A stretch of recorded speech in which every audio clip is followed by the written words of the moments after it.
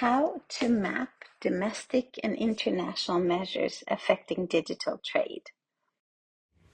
Hello, my name is Javier Lopez Gonzalez, and I'm the head of the Digital Trade Unit at the OECD. And I want to take this opportunity to talk to you about two tools to help you navigate the evolving digital trade environment, including in the context of negotiating new digital trade provisions in new trade agreements, but also of discussing things in multilateral settings. The first is the OECD Digital Services Trade Restrictiveness Index, which measures cross-cutting barriers affecting digitally enabled trade. And it includes 5 areas: infrastructure and connectivity, electronic transactions, e-payment systems, intellectual property rights, and other barriers to digital trade. The DSTRI is updated annually and covers over 120 countries for the period 2014 to 2025. And we're especially proud that we've recently covered all countries in the African continent thanks to collaboration with UN ECHA. Importantly, the DSTRI does not equate regulation with barriers. Sometimes the absence of regulation can itself be considered a barrier. From this indicator, we learn 3 lessons. The first one is that globally, barriers to digital trade are growing.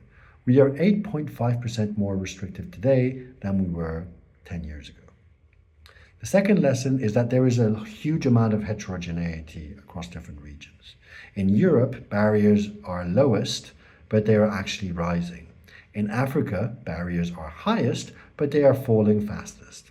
And places like the Asia Pacific sort of stand in the middle, but the barriers are growing. And the third lesson is that regulatory fragmentation, or the nature of these barriers, is becoming more diverse, which means that firms are finding it increasingly difficult to operate across multiple markets. So if you want to see how your country is performing, including relative to others, if you want to identify what might be holding you back in your digital trade participation, or if you're negotiating an agreement regionally or plurilaterally, this is the indicator for you. And we have a simulator that allows you to undertake different types of simulations of regulatory reforms.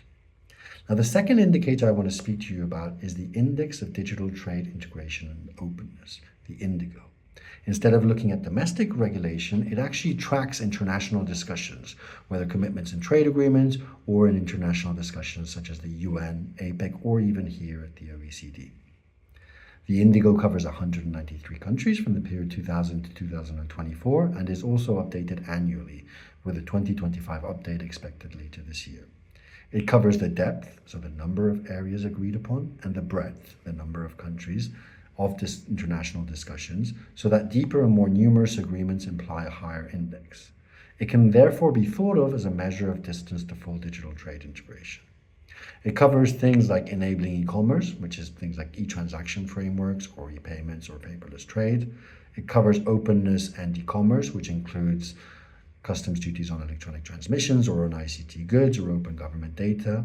It covers trust issues, which relates to consumer protection, privacy protection, or source code, things related to data flows and data localization, or wider digital economy issues, such as the presence of discussions on artificial intelligence, digital identities, digital inclusion, competition, or taxation.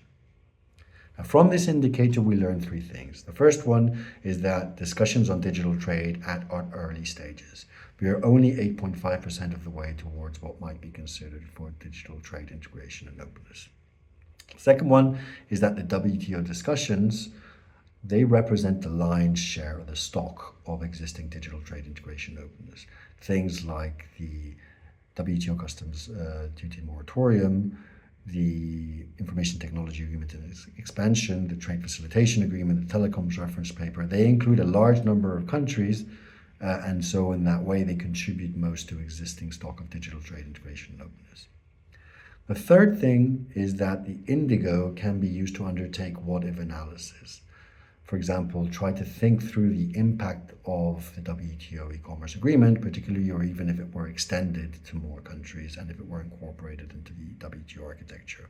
We find with work with the WTO that signing this agreement would increase the GDP of participating countries by about 0.5%, and that in particular, for every year that the agreement is not being incorporated into the WTO architecture, $159 billion is being left on the table. Importantly, the data also suggests that low-income countries are those that stand to gain most from the agreement.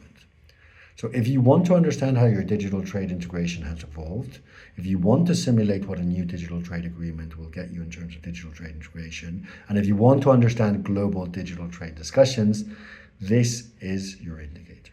Thank you very much. Goodbye.